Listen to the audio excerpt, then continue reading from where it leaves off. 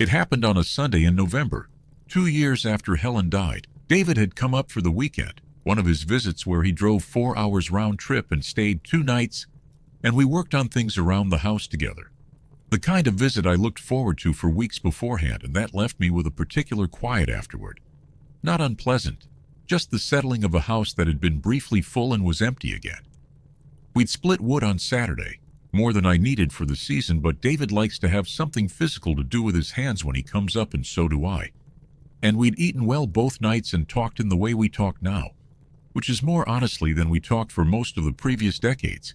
And on Sunday morning he packed up his truck and I stood in the driveway and watched him go. I watched the truck until it turned the corner past the cedars and disappeared.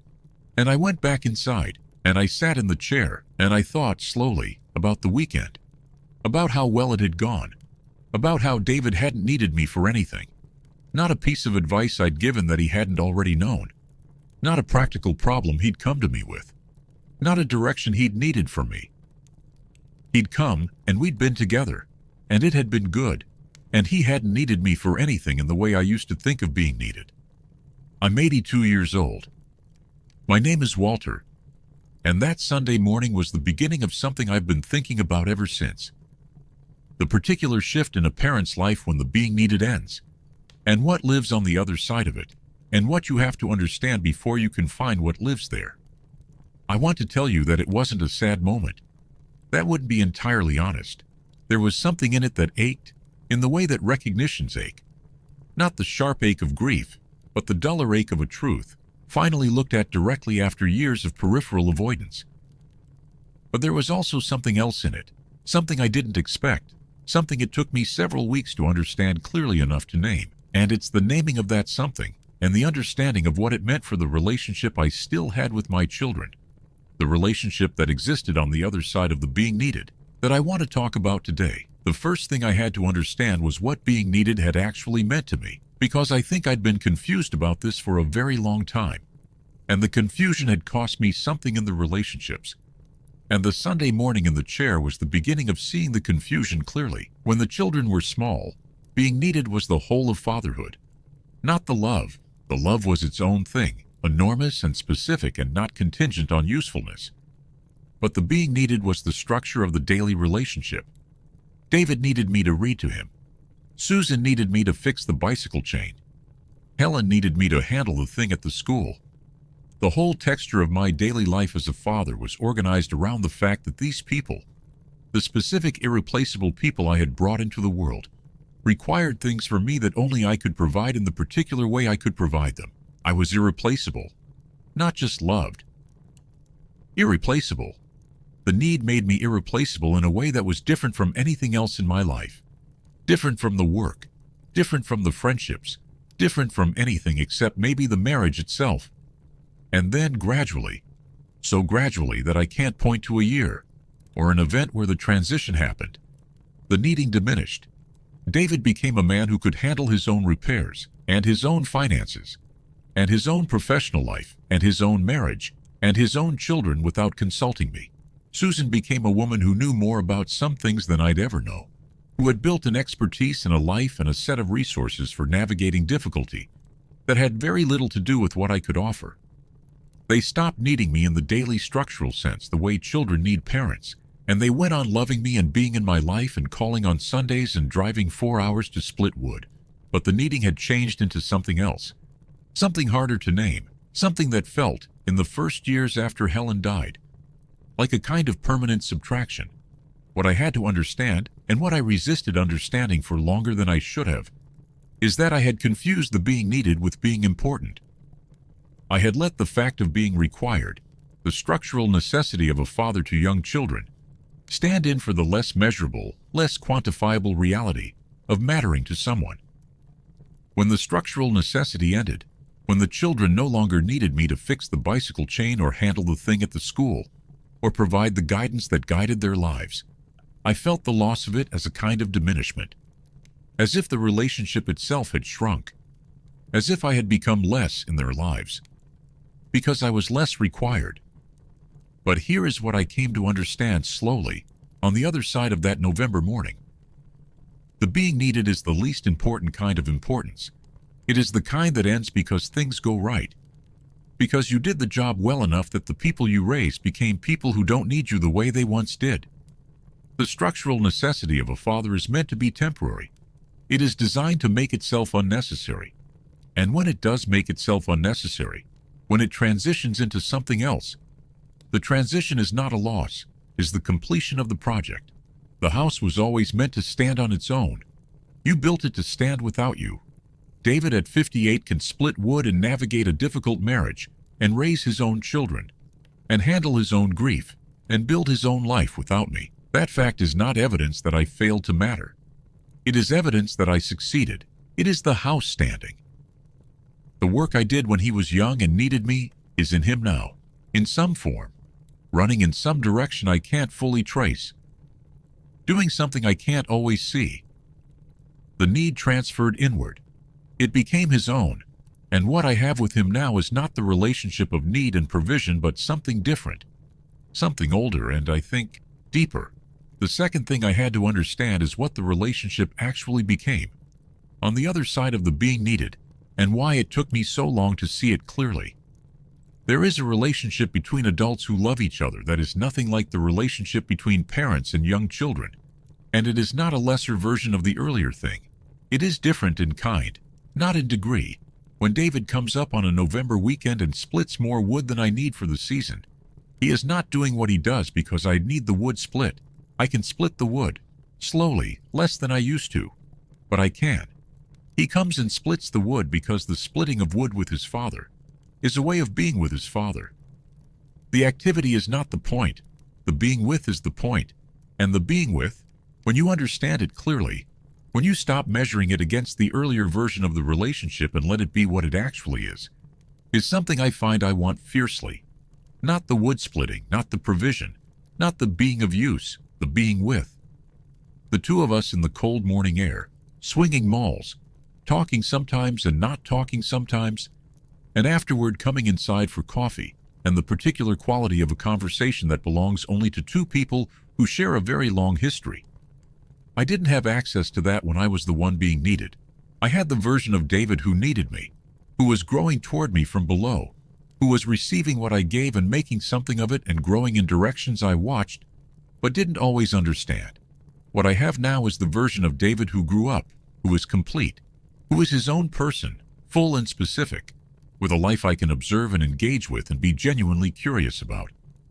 He doesn't need my advice, and he doesn't need my guidance, and he doesn't need me to fix the bicycle chain. What he has with me is something he chose to keep, not out of obligation, not out of need, but because he wants it, because the relationship has value to him on its own terms, separate from anything I can give him.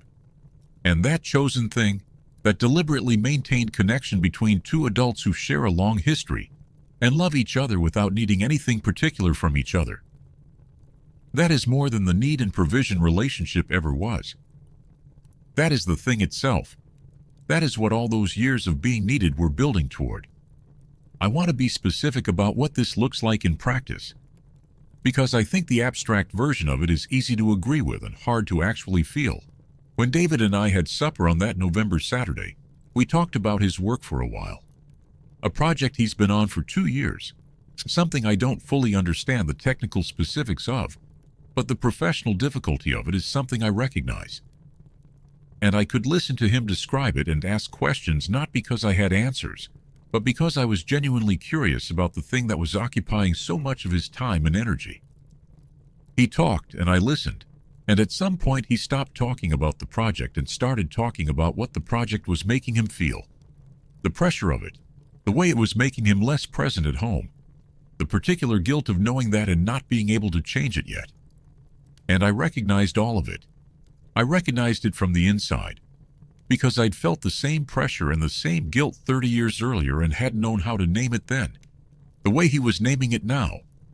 And I told him so, not as advice, just as recognition, as the specific knowledge that what he was feeling had a name, and that other people had felt it, and that it was survivable, and that he was not the first man to struggle with the particular tension between the work and the home. The recognition was what I could offer that nobody else could offer him in exactly that way, not because I was indispensable, but because I was the person who shared his particular formation, who had been the man he was still becoming, who knew from the inside what the inside of that feeling is actually like. That's what the adult relationship holds that the need and provision relationship couldn't.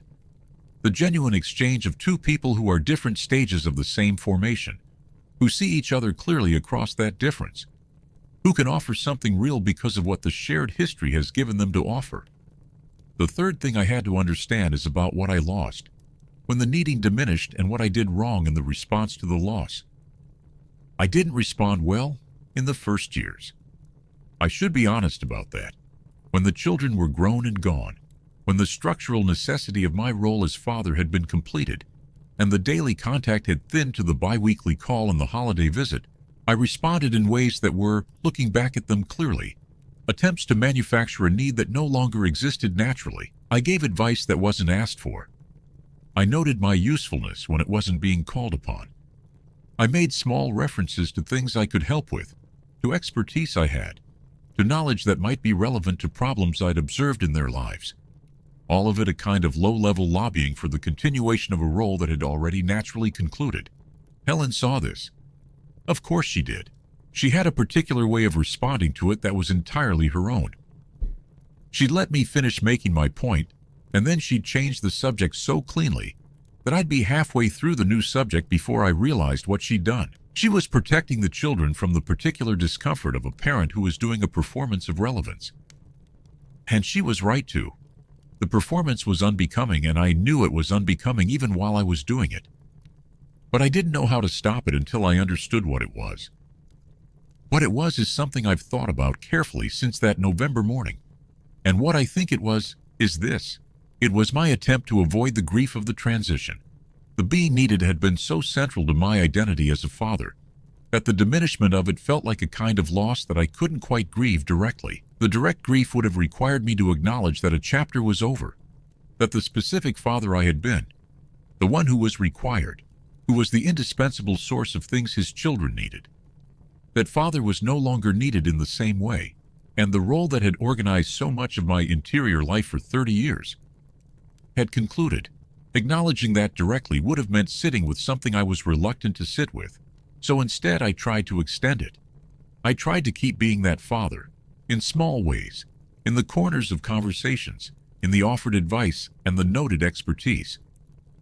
I tried to be still needed. It didn't work. It never does. The children were kind about it, the way grown children are kind about the things their parents do that don't quite fit the current reality of the relationship. But kindness is not the same as the thing actually working. And I was avoiding, by this performance, the genuine grief and the genuine transition that I eventually had to go through anyway, which was sitting with the fact that the chapter was over, letting myself feel what that felt like, and then finding out what was on the other side of the sitting. The fourth thing I had to understand is about what I had been getting from the being needed that I thought I was giving. This is the one that's hardest to say plainly, because it requires admitting something about my own motives that I'm not particularly proud of. But I think it's important, and I think it's common, and I've watched it operate in enough other parents to believe that it's worth naming honestly. The being needed felt good.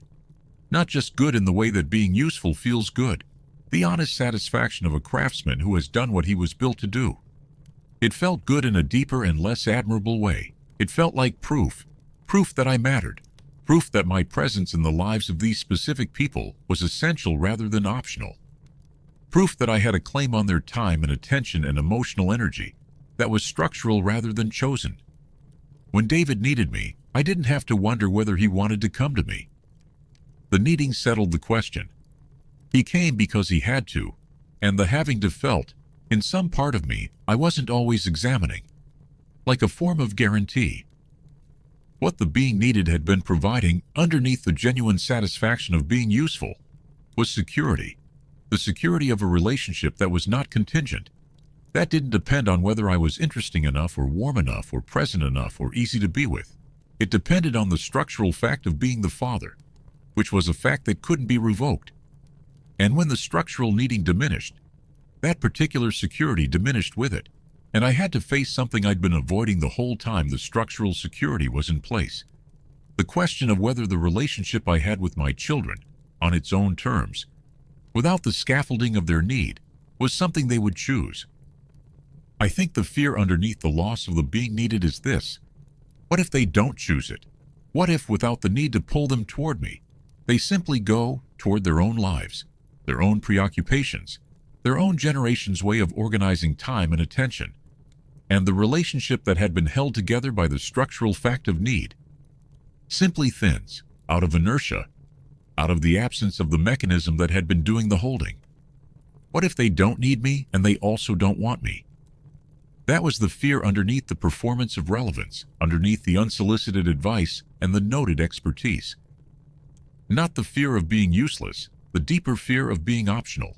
The fifth thing I want to say is what I found when I stopped performing relevance and sat with the fear honestly. I found that David comes, not because he needs anything from me, not because the structural necessity of the relationship pulls him north on a November weekend.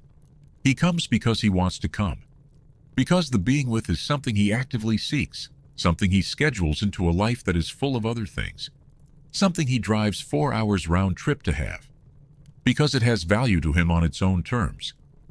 And Susan calls not because she needs parenting, but because she likes talking to me, because the conversations we have on Thursday evenings are the conversations of two adults who know each other well and find each other's company worth having.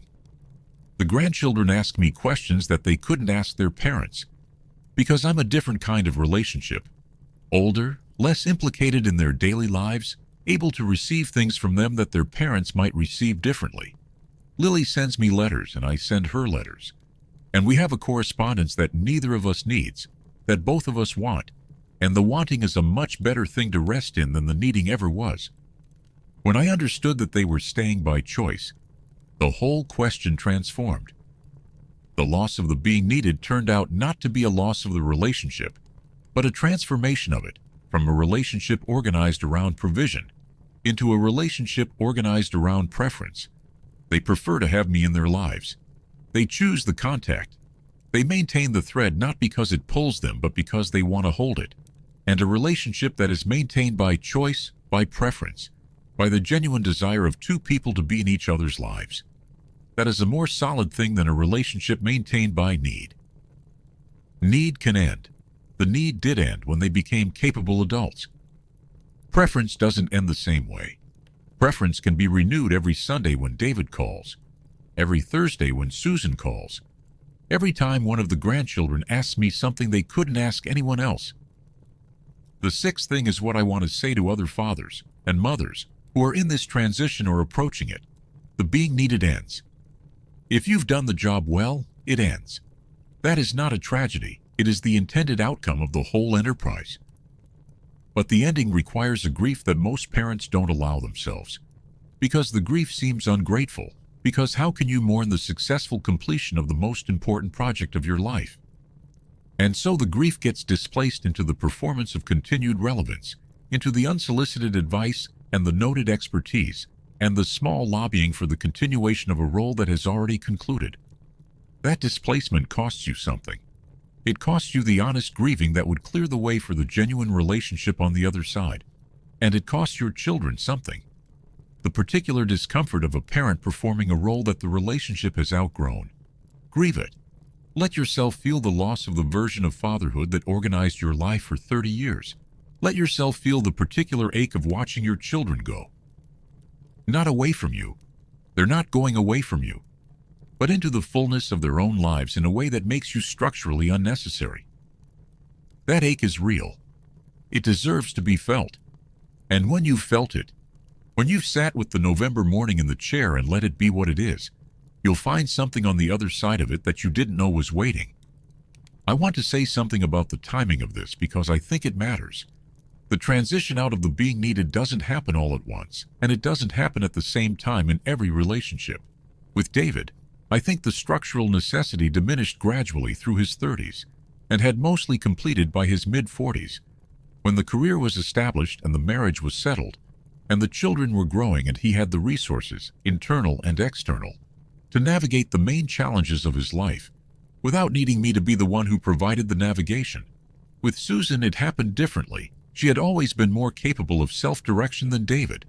more internally resourced in the ways that don't depend on a parent. And so the transition happened earlier and more completely. By the time she was in her late 30s, she was not coming to me for guidance but for connection, which is a very different kind of coming. I was slower to recognize the difference in her case because I was still, in my 50s, carrying the model of fatherhood that had organized my relationship with her since she was born. And the model was so familiar that I didn't notice for too long that it no longer matched the reality of who she had become. The grief was there in both cases, and it was grief I resisted and then eventually sat with, and then found my way through. And what I found on the other side in both cases was the relationship that I am now enormously grateful to have. The one that didn't require me to be needed, that only required me to be present and genuine and interested and honest, which are things I can still be at 82. Things that don't diminish the way structural necessity diminishes. Things that keep the relationship alive and growing right up to whatever morning is the last one. What's waiting is the relationship between adults who love each other freely, who are in each other's lives by choice rather than by necessity, who have the long history and the deep knowing and the specific love that can only be built over decades of showing up. What's waiting is your child as a person, not as your child, not as the role, but as the full human being they became. David at 58, with his particular humor and his particular way of carrying his father's grip on a tool, and his particular quality of attention when he's listening fully. Susan at 55, with her nurse's capacity for sitting with hard things, and her mother's gift for genuine attentiveness and her particular laugh that comes out sideways when something really gets her. These people are extraordinary. They've been extraordinary for decades. But I spent too many of those decades relating to them through the scaffolding of the need and provision relationship to see them clearly as the people they are. When the scaffolding came down, I could finally see the house. And the house is extraordinary. Let me tell you about a specific moment with Susan because I think the specific is always truer than the general, and because this particular moment is one I've thought about many times since it happened. She called on a Thursday evening about 18 months ago, the way she does. And we were about 40 minutes into the call when she stopped in the middle of something she was telling me and said, "Pop, can I ask you something?" And I said, "Of course." And she said, "Do you think I'm like Mom?" Not in the way people usually ask that question. Not fishing for a compliment. Not comparing appearances. She meant it seriously. She was wondering whether the person she'd become, the specific woman at 55 with her specific way of being in the world, was something that her mother would have recognized as her own work. She wasn't asking me to assess her. She was asking me to witness something, to confirm, with the authority of someone who had known Helen for 54 years and had known Susan for 55, whether the thing she suspected about herself, that her mother was running in her somewhere, not just in the grief she still carried, but in the actual texture of who she was, whether that was true. I sat with that for a moment because it deserved to be sat with. And then I told her, yes, in specific ways I then described. The quality of your attention when someone is struggling. The way you remember things about people that they've told you only once and that most people forget. The way you make a room easier to be in just by being in it. She was quiet for a while after I said that. And then she said, "Thank you, Pop." That means something. Not because she needed the reassurance, not because she was uncertain about herself in a way that required me to shore her up. She's a capable and settled woman who knows her own worth. She was asking because only I could answer it, because only I had both halves of the comparison, because the particular witness that only I could provide was something she wanted and I could give. That's the adult relationship. That's what it looks like when you stop performing relevance and simply are present to what the other person actually needs from you, which turns out, almost always, to be less about what you can provide and more about who you are and what you've seen. The seventh thing, and this is the one I want to end with, is what being no longer needed has given me that being needed never could have given me. It has given me the astonishing discovery that my children like me. Not love. I knew about the love. The love was always present, from the first morning in the hospital corridor, from the years of the growing and the raising and the imperfect provision. The love I never doubted. But the liking, the particular quality of someone choosing to be in your presence, choosing to call, choosing to drive 4 hours to split wood, choosing to write letters, choosing to ask questions, because they find the time with you worthwhile on its own terms. The liking is something I couldn't verify while the needing was providing the guarantee. The needing obscured the question. Now that the needing is gone, the answer is visible. They like me. They choose to keep me in their lives. Not because they have to, because they want to. I sit with that sometimes in the evenings by the fire. I think about David driving home from the November visit, 4 hours back to Portland after 2 days of splitting wood and eating badly, and talking more honestly than we talked for most of the previous 40 years. I think about what it means that he comes. Not that he came when he needed something. That he comes now, when he doesn't need anything, when the drive is long and his own life is full, and there is no structural necessity pulling him north. He comes anyway.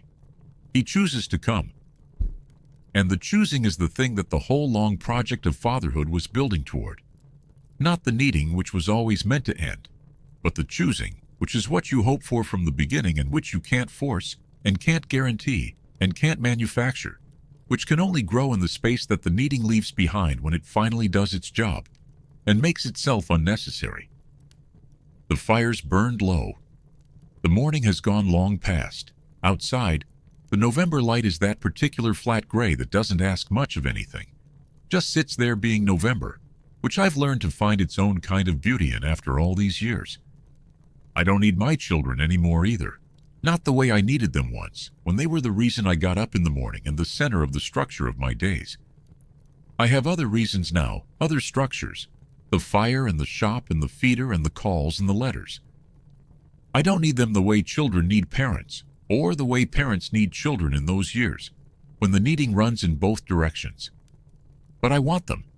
Every Sunday when David calls, and every Thursday when Susan calls, and every letter Lily sends and every question David Jr. asks, I want that contact with a clarity and a gratitude that I'm not sure I had access to when it was organized by need rather than by choice.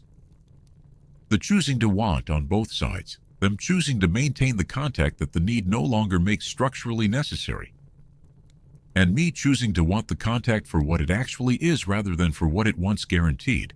That is what a relationship between adults looks like when it's working. That is what I have now, at 82, with the people I helped make. That is what all those years were for. If anything I said today reached you, you can subscribe to walk with me a while longer. I read every comment. Tell me about the moment you felt this shift in your own family. Tell me what you found on the other side of it. I'd like to know. Take care of yourself. Let the scaffolding come down. See the house. And trust that if you raised them well, if you showed up enough of the times and said enough of the true things and built enough of the solid things, they will choose to keep you, not because they have to, because you made a relationship worth choosing, and the choosing is the whole thing. The choosing is what the 50 years of showing up was always for. See the house. The fire's still going. And if you're a parent sitting somewhere with this question in you, with the fear that the relationship you built is diminishing because the needing is diminishing, I want to leave you with this. The needing was the scaffolding.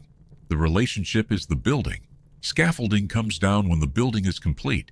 The coming down of the scaffolding is not a loss. It's how you finally see what you built. Look at what you built. It's still standing. They're still there. They're choosing to be there. That choosing is everything. The fire's still going. I'll see you next time.